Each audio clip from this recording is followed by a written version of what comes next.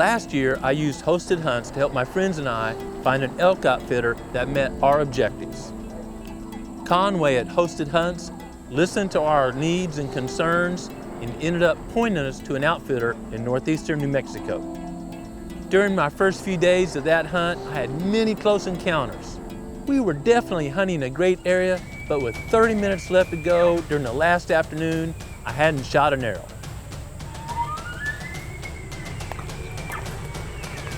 With light fading, we heard some bulls bugling in the canyon and took off after. While making our way down the canyon, we heard two bulls fighting and started making our way towards the ruckus.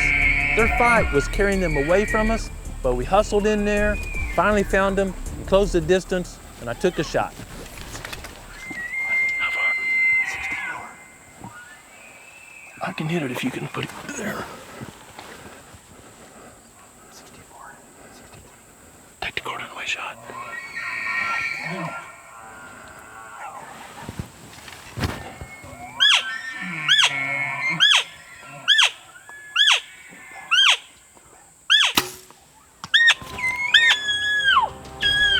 Look at that. Oh my gosh, I've never. This was the first elk I'd ever tagged, and it was an incredible hunt. Hey, this is a workout right here, man. I don't know what this head weighs. That baby's a toad right there. Woo! Based on my friends and my experience, it was a no-brainer to work with Hosted Hunts again this year and book an elk hunt at the same place. Between when we booked the hunt and the hunt was to occur, I had a kidney transplant, just the way it worked out. And I actually had to transplant 7 weeks before the elk hunt. 7 days out from the transplant, I feel great. And in addition, I plan on chasing elk in the Rocky Mountains about 35 days from now. Watch and see.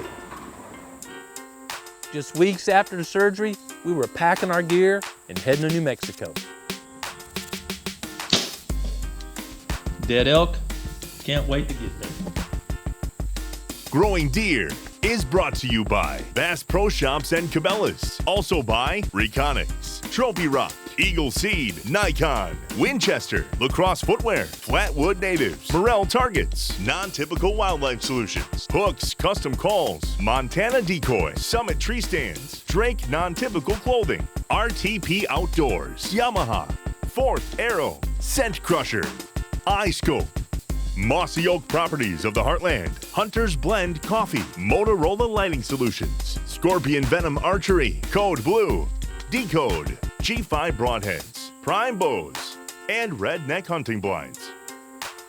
From the proving grounds to where we were hunting is about a 13-hour drive.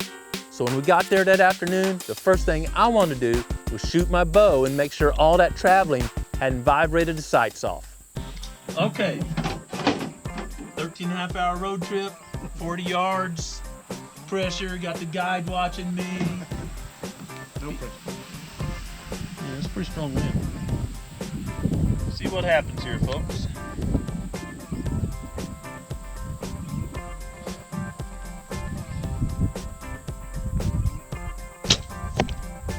Dead elk. The prime logic shot true, and I was feeling good about the hunt.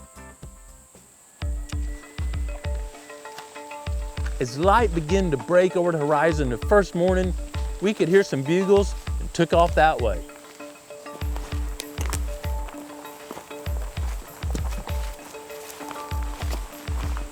We slowed down to hone in on where the bugles were and plan a strategy, and while we're standing there, one bugled very close.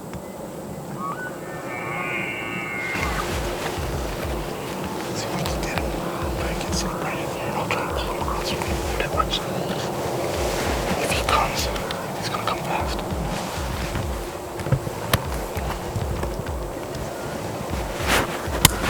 There's one there in my thing. Where do you want us? It was time to get in position. We hustled actually because the bull bugled again, and you could tell he was cutting the distance and getting close.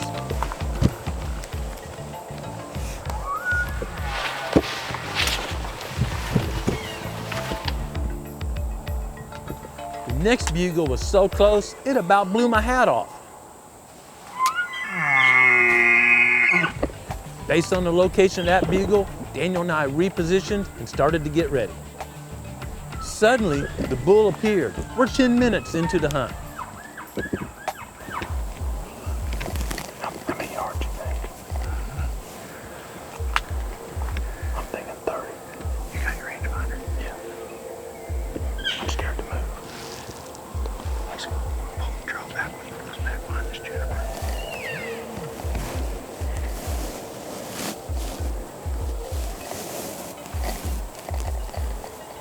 Okay. I'm trying to fire these on. He saw me. This opportunity happened very fast. When I saw the bull, something I guess in my subconscious told me it wasn't right, and I didn't take the shot. Rather than force it, I let the bull walk. There were other bulls screaming in the distance. We regrouped, listened, and decided which bugle we should go to. Let's go get in front of this other.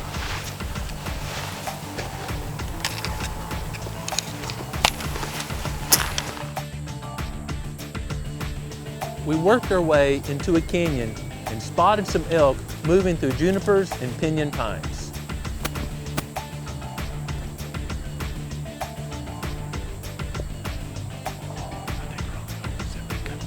As we worked down the canyon and across the valley to the other side where we'd seen the bulls, a young bull came in silently and caught us with our guard down.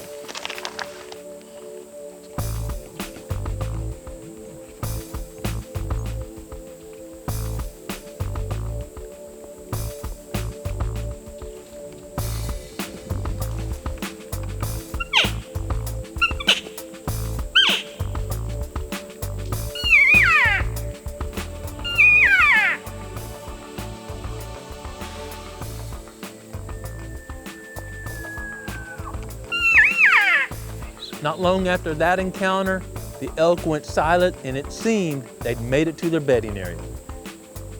Rather than risk pushing them a long ways away, we decided to back out and try again that afternoon.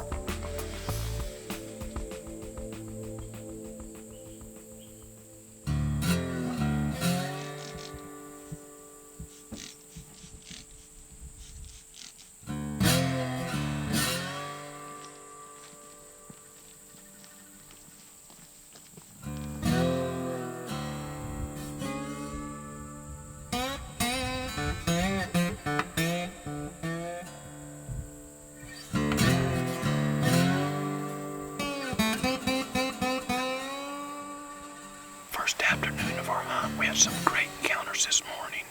Kind of got a feel for where the elk are, and we think some are bedded back here. So we're staging up here pretty early in the afternoon, thinking they're moving this way to feed over here. Pond down here about 250 yards, so we think we're in a good place. Just heard the first bugles of the afternoon. I'm pumped up. During the hunt that afternoon, we saw several elk, but all of them out of range.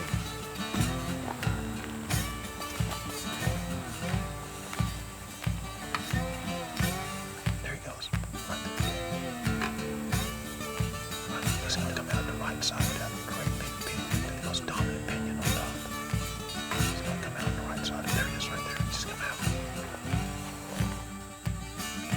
As we were walking back toward the truck, we got that great news that one of my hunting buddies, Todd from Redneck Blinds, had shot his first elk.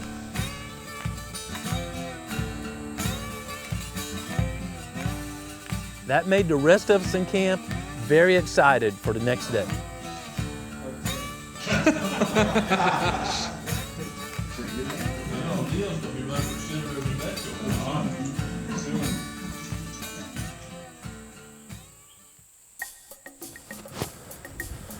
Second morning of our elk hunt. We've been hustling because elk are ahead of us. Getting ready to go across the canyon and up the other side. Think we can catch up with them this time.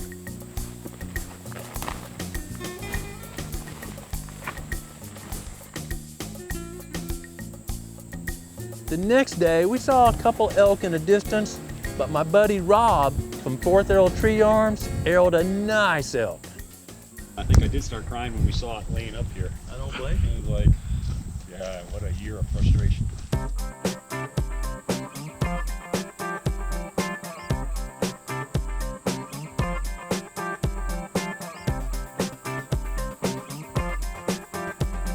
We weren't far from his location, so we started walking that way to help celebrate and load the elk.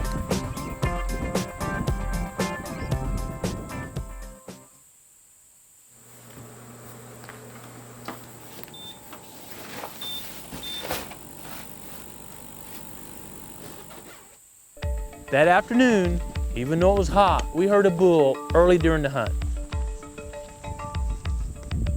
Second afternoon of our elk hunt in New Mexico. We've had some good encounters, but not a shot yet. Got a south wind today, so we're coming in the north side of the canyons where we think some elk are bedded. We're here early. We're just gonna stage up, listen. There's a water hole up here. May sit by that water hole because it's pretty warm, and then try to follow the elk down, cut in at the right moment. Bulls just crossed the ridge. We're heading down, got the wind in our face. As we closed the gap to this bull, we could hear cows and actually saw some. This herd was determined to keep going over the mountains, and we couldn't catch up with them again.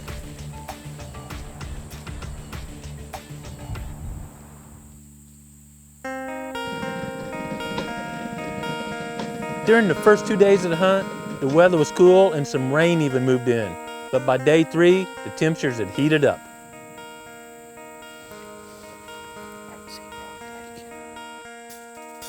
When it's really hot like this, a little secret I've learned is get a field wipe. Just take one out. Not only can you cool yourself down, which I've already done, put it in the top of your hat because that moisture will evaporate, especially in this dry climate, and keep your head a lot cooler. It's just the opposite of putting a stocking hat on in the winter. Putting something cool and moist in your hat sounds weird, but it will cool you off several degrees.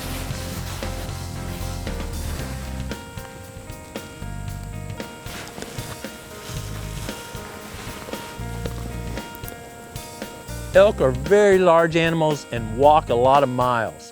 They need a lot of water, so with the heat that afternoon, we decided to set by a small pond and put out a Montana decoy. Decoys serve 2 great purposes when hunting elk. 1, to be an additional attraction to your setup, and 2, to take the attention of the bull and put it on the decoy rather than the caller or the hunter. No elk visited the water hole where we were set up that afternoon, but a couple canyons over, my buddy Terry Hill had a great encounter at the water hole he was watching.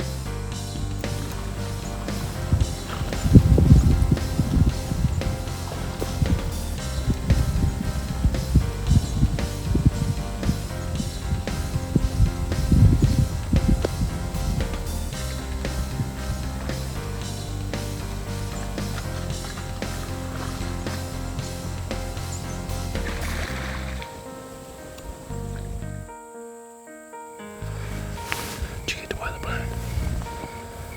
Did you film it? I got pictures of all the things.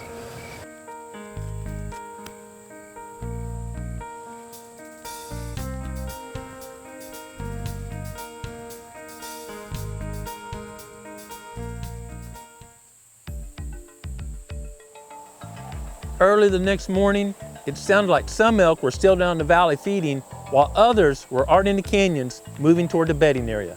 Elk hunting strategies are relatively simple. We usually try to get between where elk are bedded and feeding, or vice versa.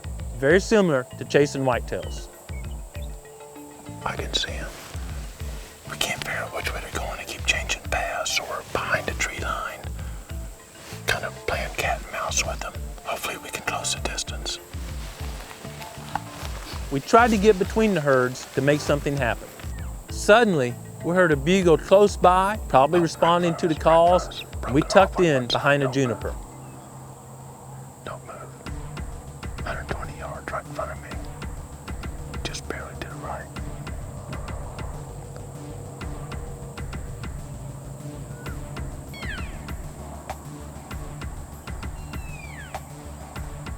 It's like a spike on one side and broken off on the other.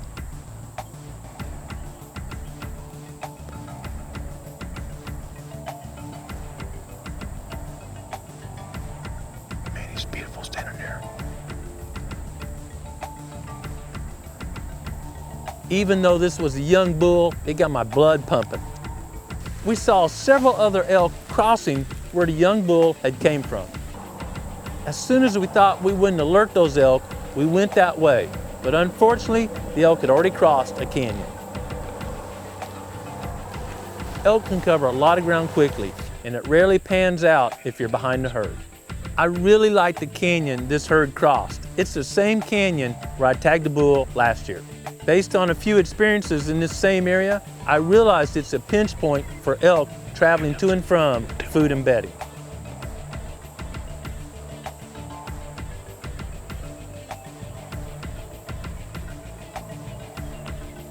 We decided to back out and return to this area that afternoon to see if the herd traveled back through.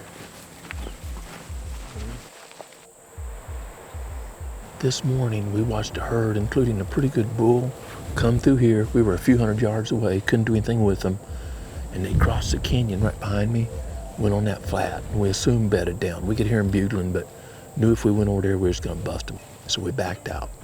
Fortunately, got a great wind, strong wind coming this way, so we should be able to hear them bugle, plot their course, get in front of them, and prepare for a shot. We got in position fairly early, had a favorable wind, but unfortunately, it was all quiet. Suddenly, to our right, we saw a bull crossing a large open area.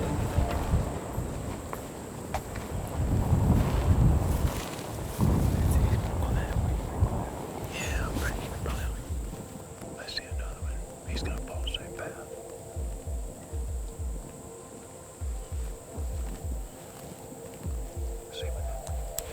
As we got set up, the bull changed his path and got downwind. It was obvious when the bull caught our wind, which didn't surprise me given there's a hunter, a cameraman, and a guide.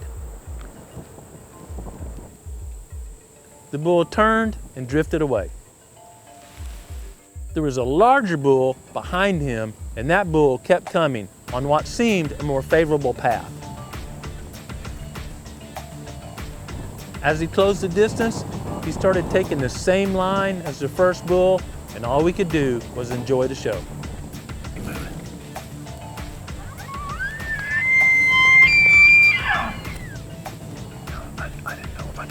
This was a great looking bull, and I was super excited just to have the encounter.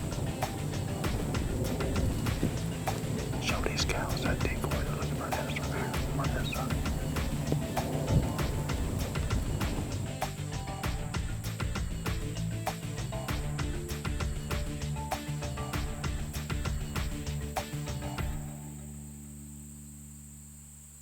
The next morning, my good friend Mr. Terry Hamby and his guide had chose to set up on a water hole. It's hard to express how excited I was when I got a text that Terry had a bull down. He had made an incredible shot, and once again, the dead meat had worked perfectly. The bull ran 50 yards and tipped over.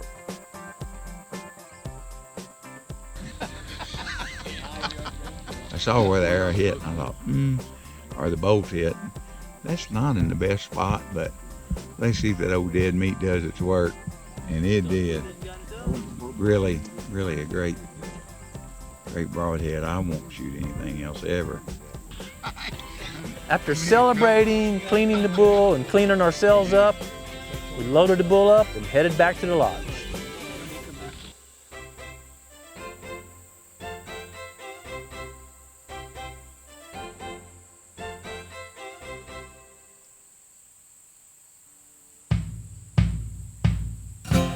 Even though I didn't harvest an elk during this hunt, I had a great time and truly felt blessed.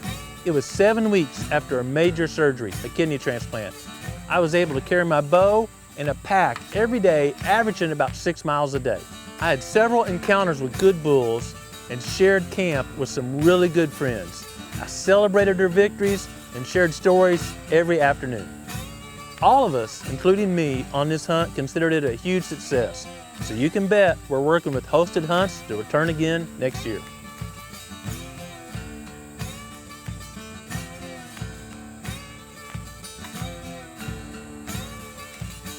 If you're like me and you've been dreaming about going on elk, muley, or hog hunt, I suggest you check out Hosted Hunts. I found they do a great job of studying the outfitters and matching an outfitter with the hunter's goals. While Daniel and I were in New Mexico, Tyler and Clay were holding down the fort here at the Proving Grounds. We've made it known that we need to significantly reduce the number of does on the property this year. Even though the temperatures were warm here in Missouri, Tyler and Clay believed the deer would be feeding one afternoon. With the wind forecast to be about 10 to 12 miles an hour out of south, they picked a couple of summits at the north end of a plot we call Tombstone. That way they could approach, hunt, and exit without alerting deer.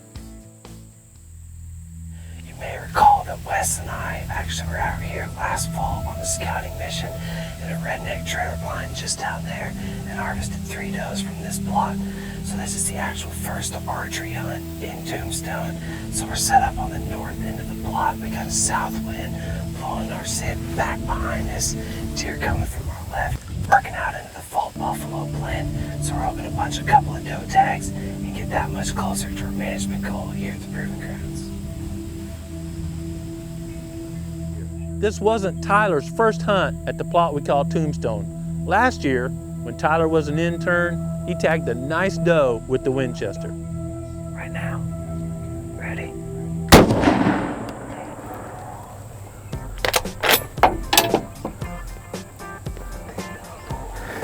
Tyler impressed me so much as an intern that I hired him, and he's now full-time part of the Growing Deer team.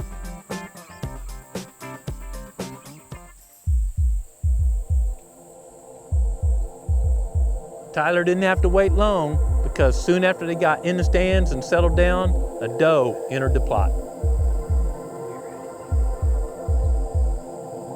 Tyler waited patiently until the doe got 30 yards broadside.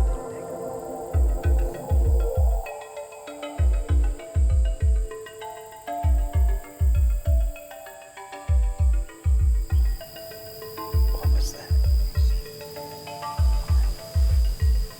Wait for that one to look the other way.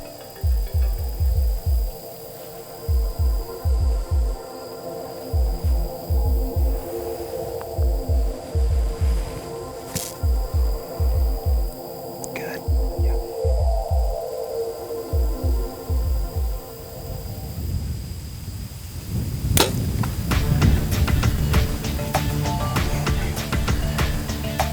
Go down. Go down. Go down.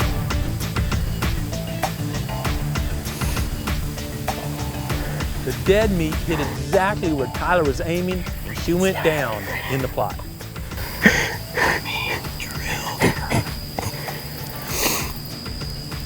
Man.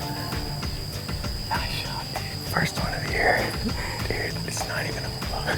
I know, dude. I was shaking up here. It's been a while. It's been a while.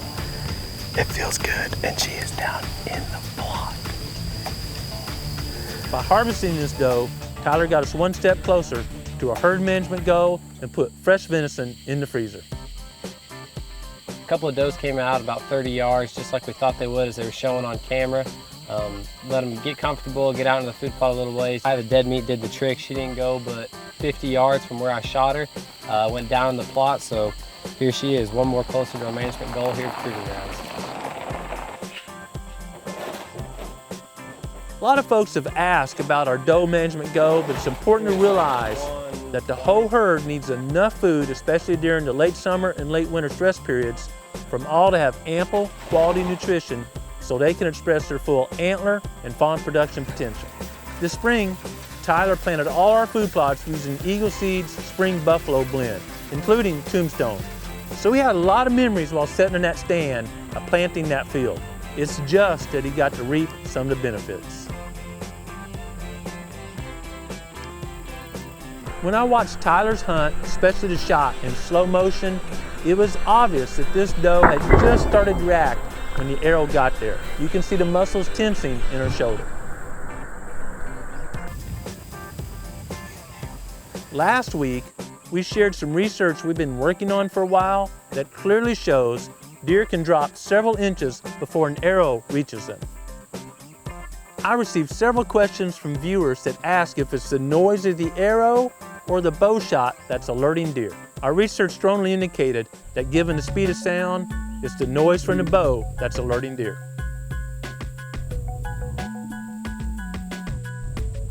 We are very hopeful that this research will help all hunters make better shot selections, and I encourage you to share that episode with all your bow hunting friends.